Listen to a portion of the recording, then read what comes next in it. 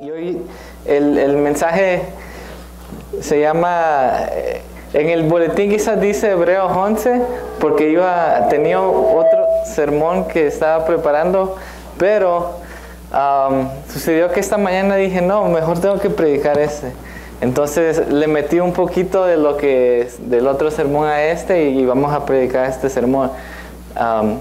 Y realmente lo que significa no tengas miedo de vencer es que pues tenemos que vivir la vida sin miedo. Y en esta vida todos tenemos algún tipo de miedo, ¿no? Por ejemplo, mi esposa tiene un terror de las arañas. So my wife is really scared of spiders, guys.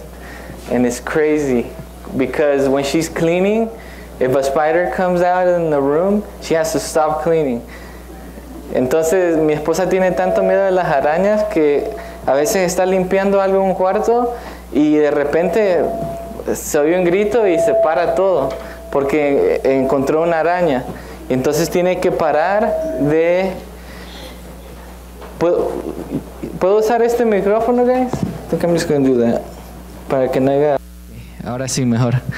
Entonces ella siempre encuentra una araña y para. Y tiene que alguien matarle la araña porque ella no la puede matar. Incluso ya cuando está muerta la araña, ella no la puede limpiar. Ni el cuerpo muerto puede recoger porque le da miedo. So my wife's so scared of spiders that when she's cleaning and she finds one, she has to have somebody kill it. And then someone has to dispose of the body because she can't even grab the dead one. And so it's crazy porque el terror hace que pare del trabajo y ya no puede suceder más nada. Queda varado. Entonces, miedo a veces nos pasa a nosotros en cualquier parte de nuestra vida. Cualquier cosa puede ser en lo financiero, en lo espiritual, en lo emocional. Quizás puede ser en lo físico, mucho en lo físico también. Se ve que el miedo le pone un stop a las personas y no pueden seguir, ¿verdad? Melvin, ¿qué pasa? Con ese miedo no van a hacer nada. Y entonces la Biblia nos da una enseñanza que no tenemos que tener miedo y que es posible vencer. No tenemos que tener miedo ni de vencer, porque vencer es algo que la Biblia pues nos habla y nos enseña no solo en el Nuevo Testamento, pero en el Antiguo Testamento también. En Apocalipsis 3, ya al final de la Biblia, ¿no? al mero fin, Apocalipsis 3, dice el versículo 21, al vencedor le concederé que se siente conmigo. Entonces hay alguien que va a vencer y la Biblia no miente, o si no, no diría la Biblia que va a haber un vencedor.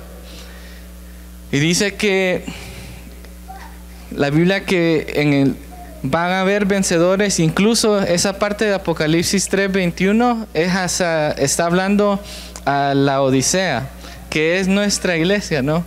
Porque allí Jesús habla a las 7 iglesias y a la que nos corresponde a nuestro tiempo es a la Odisea. Incluso le dice Jesús a la Odisea que al que venciere, porque Él quiere que tengamos esta victoria en nuestra mente.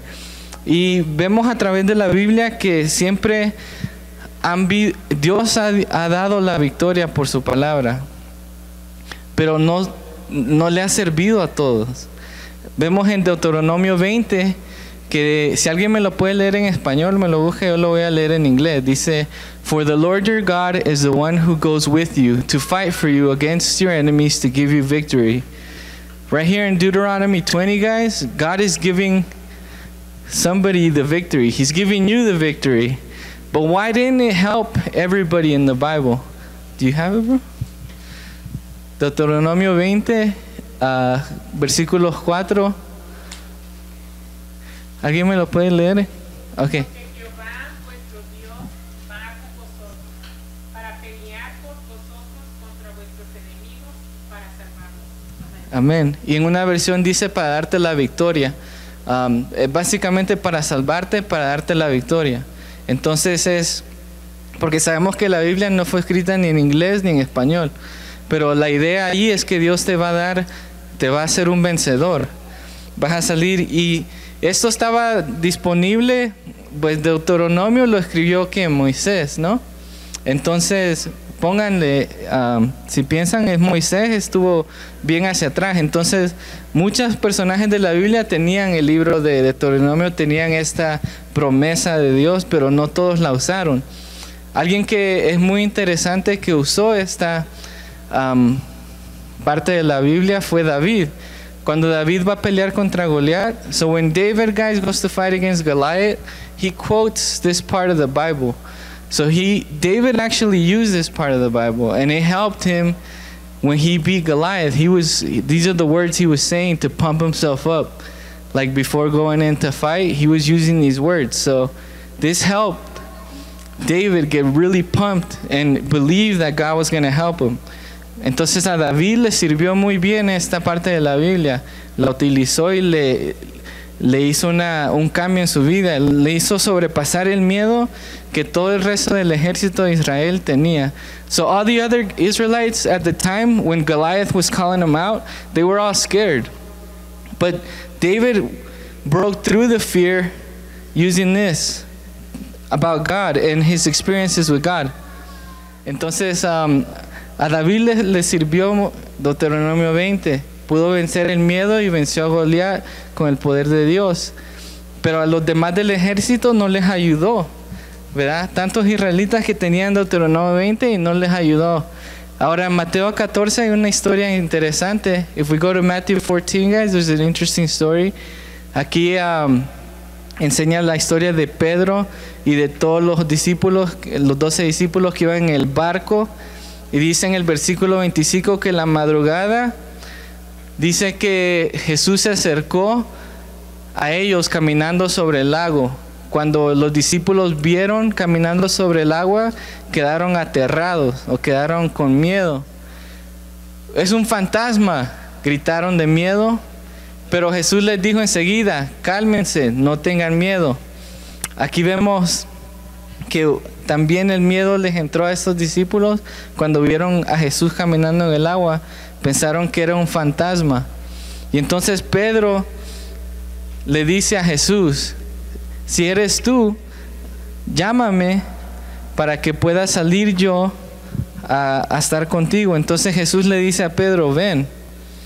Y entonces Pedro saca el miedo, porque por supuesto tenían miedo. Caminar en el agua no cualquiera lo va a hacer, ¿verdad? Entonces primera de Juan 4:18 dice, sino que el amor perfecto echa fuera el temor. El temor espera el castigo, así que no ha sido perfeccionado en el amor. Aquí Pedro echó miedo hacia afuera con el amor porque sabía que Jesús no lo iba a dejar hundir, ¿verdad? Sabía cuánto Jesús lo quería a él, cuánto lo amaba, y el amor de Dios hacia él, que él pues creyó y tuvo confianza, sacó el miedo y salió al barco y empezó a caminar en el agua. Pero entonces nos dice acá en el versículo 30, pero al sentir el viento fuerte tuvo miedo y comenzó a hundirse, hablando aquí de Pedro. Entonces gritó Pedro, Señor, sálvame. Enseguida Jesús extendió la mano y lo ayudó, pero también lo reprendió y le dijo, hombre de poca fe, ¿por qué dudaste? Ahora aquí, esta historia nos enseña que todos somos como Pedro, somos humanos, y Dios nos saca el miedo y a veces nos tiramos por fe a hacer algo. Y quizás ya estamos en medio de un proyecto, o quizás dijimos sí a un cargo, ¿verdad? Y ya estamos en el año y estamos viendo, puede ser muchas cosas, y vemos los vientos, las olas, y entonces nos empezamos a hundir. Pero Jesús nos dice que no tengamos miedo y que no dudemos, ¿no? Y Jesús está ahí para ayudarnos. Mi esposa tuvo como hace 2 meses, 3 meses, mi esposa llegó a la casa un día en la noche y me dice, all right, Jaime, me dice, ya no voy a ir a la escuela, ya no voy a estudiar. Dice, no, es que esto, yo no puedo, dice, no es para mí. Entonces, solo voy a trabajar nada más, porque ya no puedo más. Y entonces yo me puse a pensar y le dije, no podemos, porque ya gastaste tanto tiempo invirtiendo en la escuela, tanto dinero, porque ella terminó su bachelor's, terminó los primeros 4 años y ahora tenía que hacer unas clases extra de prerequisitos para entrar a la maestría. Y entonces ella pues ya vio las olas y los vientos porque estaba tomando las clases que son un requisitos previos para entrar a esa maestría. Entonces vio que era muy difícil porque tiene que memorizarse todo el cuerpo, todas las partes, nervios, nombres, son bastante, es decir, con lo que hace una enfermera para ser una enfermera, pero más. Entonces tiene que seguir ella estudiando más. Y entonces dijo, no, ya no puedo, no. Dijo, I'm done, dijo, ya no puedo. Entonces yo le dije, no podés quitear, porque ya invertimos nosotros tanto dinero y tiempo, y más tus padres, el tiempo y el dinero que han invertido anteriormente. Y pues yo le he ayudado mucho en los últimos año y medio, de que ha tenido escuelas y todo. Me toca a mí lavar los trastos, a veces hacer cena, porque ya no tiene tiempo, porque está ocupada con la tarea, la escuela, y trabaja part-time. Entonces a mí me tocaba hacer los dishes y yo le dije, no way. Y entonces ella se puso a llorar muy feo.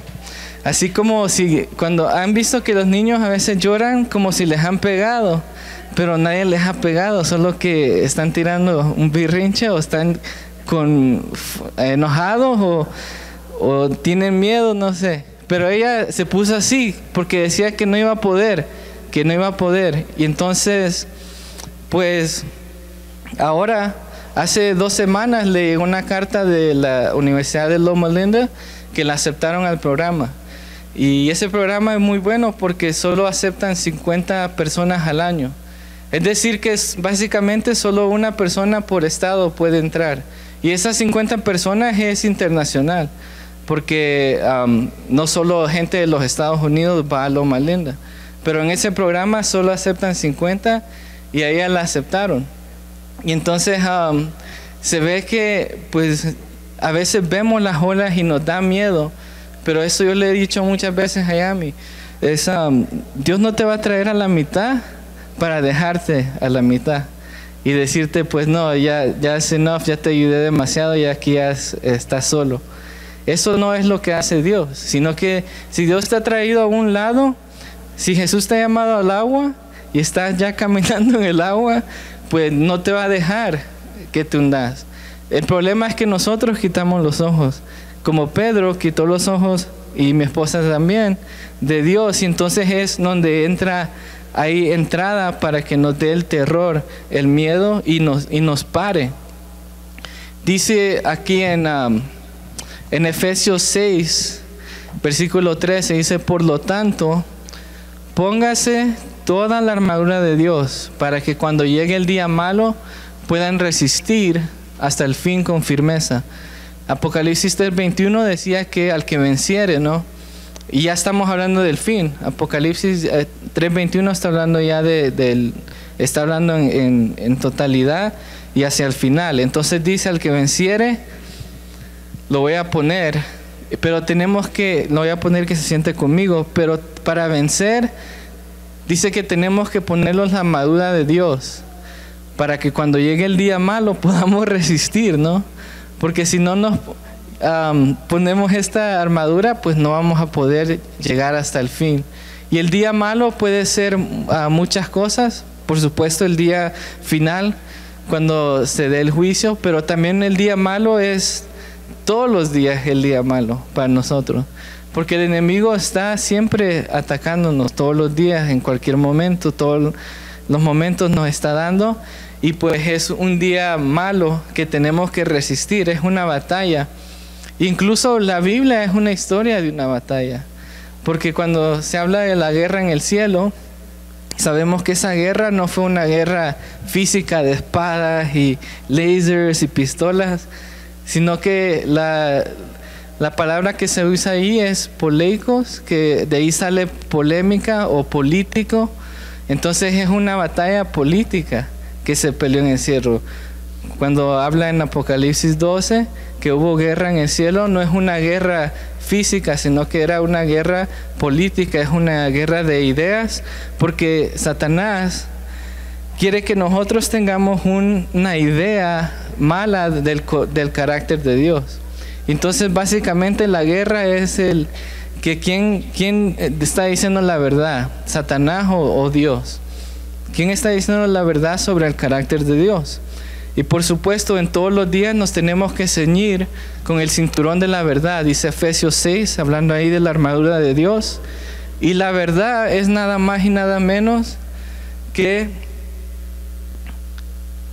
Dios nos ama tanto que dio a su Hijo unigénito para que nosotros pudiéramos vivir eternamente. Es decir, Dios nos ama tanto aún antes que nosotros lo aceptáramos a Él. Aún cuando éramos pecadores, Dios nos amaba, porque la verdad presente es el Evangelio eterno, ¿no? Y el Evangelio eterno, Evangelio es las buenas nuevas. Entonces Evangelio, por supuesto, que es lo que Jesús hizo por nosotros, la salvación, el plan de salvación. ¿Cuánto nos ama Dios y qué está dispuesto a hacer Dios para salvarnos? Ese plan es la verdad. Es decir, que Dios nos ama tanto a nosotros y no hay nada que nosotros podamos hacer para cambiar cuánto Dios nos ama a nosotros. Es decir, no importa lo que tú has hecho o lo que estás haciendo o lo que vas a hacer, no importa eso para cambiar el amor de Dios, porque Dios te va a amar igual. De cualquier manera, vos no podés cambiar a Dios. Aunque quieras cambiar a Dios, no lo puedes cambiar, porque Dios no tiene final y no tiene comienzo, es eterno. El Evangelio eterno, ¿no? Que es la salvación. Dios nos ha amado tanto que está dispuesto a morir por nosotros desde antes y lo será en el futuro, porque Dios no cambia. Y sabemos nosotros que, por supuesto, Dios es amor, porque el que no ama no ha conocido a Dios. Y esta verdad es algo que tenemos que ponernos todos los días. Tenemos que tener puesto sabiendo que Dios nos ama no matter what. No importa lo que hayamos hecho o pensado, Él nos ama igual. Y tenemos que estar protegidos por la coraza de la justicia. Por supuesto, es la justicia de Jesús que nos va a proteger, no es nuestra propia justicia. Porque no importa cuánto lo hagamos nosotros por nuestra propia cuenta, no vamos a poder usar eso como justicia. Entonces estamos mejor dejando que la justicia de Jesús sea la que nos proteja, en vez de tratar de usar nuestra propia justicia. Y tenemos que estar cansados con la disposición de proclamar el Evangelio. Esto es importante, tenemos que estar listos para hablar. Y es lo que hemos aprendido últimamente los entrenamientos de cada uno buscando a uno, ¿no? Que tenemos que tener la verdad, sabiendo cuánto Dios nos ama a nosotros, y igual ama a los demás, con ese mismo amor. Tenemos que tener esa verdad, tenemos que estar dispuestos a testificar todos los días. Todos los días tenemos que orar, tenemos que estudiar la Biblia y testificar, no traer a alguien para Jesús. Estar dispuestos. Tenemos que tomar el escudo de la fe, con el cual se pueden apagar todas las flechas encendidas del enemigo. La fe es muy importante para lo que estamos haciendo, porque de eso se trata esta vida. Pues tenemos dos opciones: o una, vivimos por fe creyendo en Dios, o otra, vivimos por fe creyendo en otra cosa que no sea Dios, como puede ser la evolución o cualquier otra cosa. Pero igual tenemos que tener fe en algo, porque incluso los científicos saben, y si uno hace una búsqueda en Google del Big Bang, que es la teoría más grande de la explosión, ahí mismo lo primero que dice es que el Big Bang, la teoría, necesita dos asunciones, two big assumptions. Tienen que tener fe en dos asunciones para que sea real el Big Bang, o si no, no se desbarata. Y es igual con la Biblia. Nosotros no podemos decir A más B es Dios, sino que la Biblia no lo podemos poner en un experimento. Pero Vamos a tomar esa fe o para creer en la evolución o para creer en Dios, pero igual tenés que tener fe, porque no hay nadie que pueda comprobar sin ninguna duda cómo son las cosas ahorita. Entonces, con esa fe es la única manera de defendernos. Tenemos que creer que Dios está ahí y que Él nos ama y que nos escucha y que también Dios recompensa a los que lo buscan. Eso es la fe. Tenemos que tener eso para tomar también el casco de la salvación, por supuesto, la espada del Espíritu, que es la palabra de Dios. Como le dijimos antes, leer la Biblia todos los días, que es la palabra de Dios. Estudiar la palabra de Dios todos los días, traer a alguien, estar dispuestos para predicar y, por supuesto, tenemos que orar, porque la oración es la respiración del alma. Y ahora en Hebreos 11 nos dice, ahora bien, la fe es la garantía de lo que no se ve, la certeza de lo que no se ve. Gracias a ella fueron aprobados los antiguos. Y esto es muy importante para mí hablarles hoy, porque vemos, cuando ustedes ven los antiguos en la Biblia, hay muchas personas que quizás decimos nosotros, esta persona va a estar en el cielo, porque aquí en Hebreos 11 está hablando ya de los antiguos que tuvieron fe y van a estar, y ahí vemos los nombres que se mencionan que tuvieron fe, como Rahab, que era una prostituta que vendía su cuerpo. Quizás alguien aquí no llegó al altar puro y pues hey, you know what, Rahab también messed up, pero Dios la pudo, por la fe que ella tuvo en Dios, pues no murió cuando se atacó Jericó, ni va a morir la segunda muerte, que sea cuando Jesús regrese otra vez y todos sean resucitados, ¿no? No va a haber la segunda muerte. Igual con Sansón. Hablando de Sansón, alguien que pues tenía todo a disposición de él, ¿verdad? La fuerza y el favor de Dios, pero igual cometió errores y fue engañado fácilmente y terminó suicidándose. Y esto es algo que a mí se me pone a pensar, porque ustedes conocen a mi amigo Chris.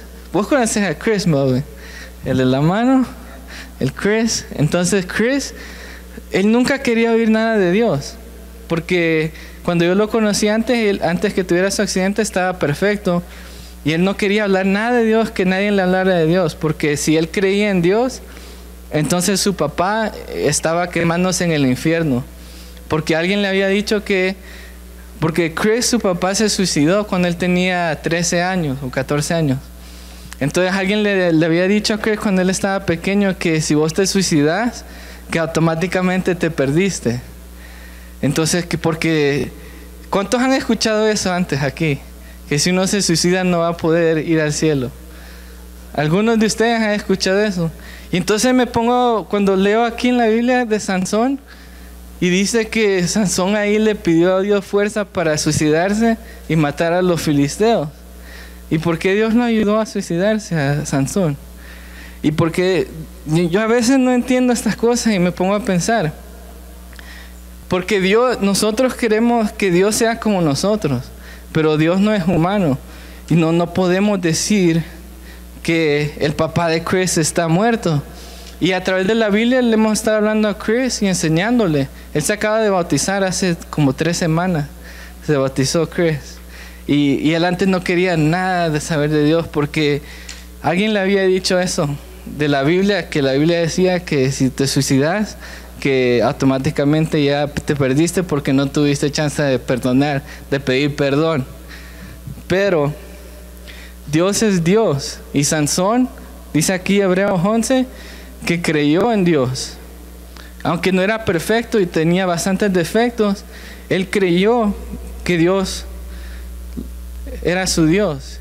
Y está acá que algún día vamos a ver a Sansón y a David, quien mató. Y David también. Yo me pongo a pensar en David, cuando se iba a morir, lo último que hace David es darle instrucciones a su hijo Salomón de que mate a alguien. Pónganse a leer la Biblia y lean eso. Y pienso yo, David, ya tan viejo, tantos años, y todavía ordena a Salomón a que mande a matar a alguien en sus últimas palabras. Pero igual dice Hebreos 11 que vamos a ver a David. Entonces, no estoy diciendo que puedes hacer lo que quieras y que igual Dios te va a salvar, porque eso no es así. Por supuesto, David creía en Dios y reconocía su error, ¿no?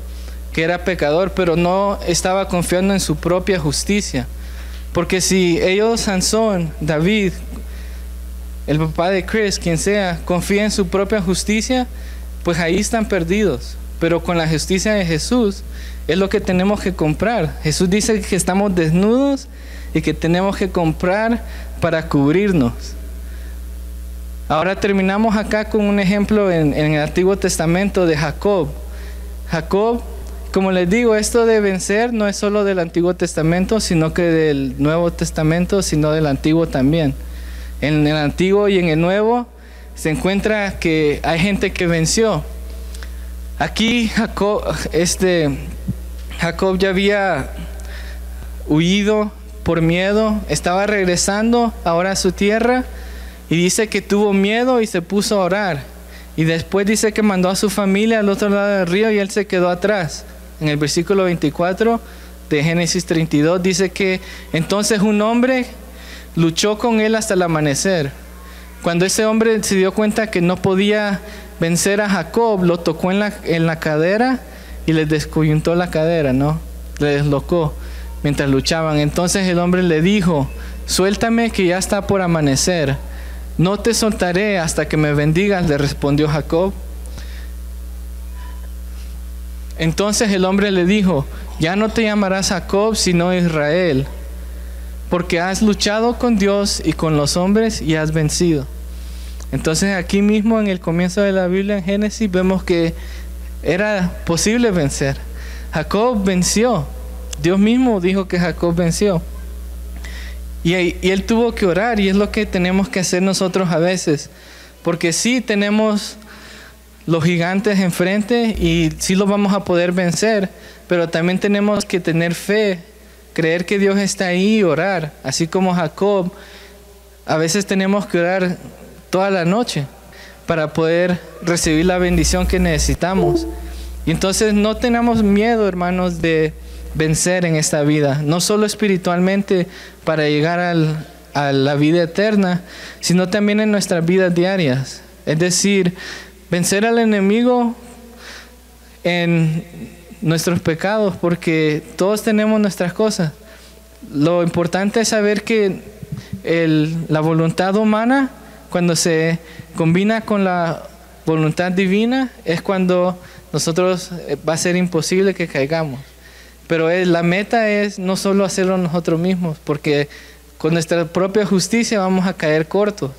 Pero cuando nuestra voluntad se junta con la voluntad divina, entonces va a ser imposible caer y vamos a vencer.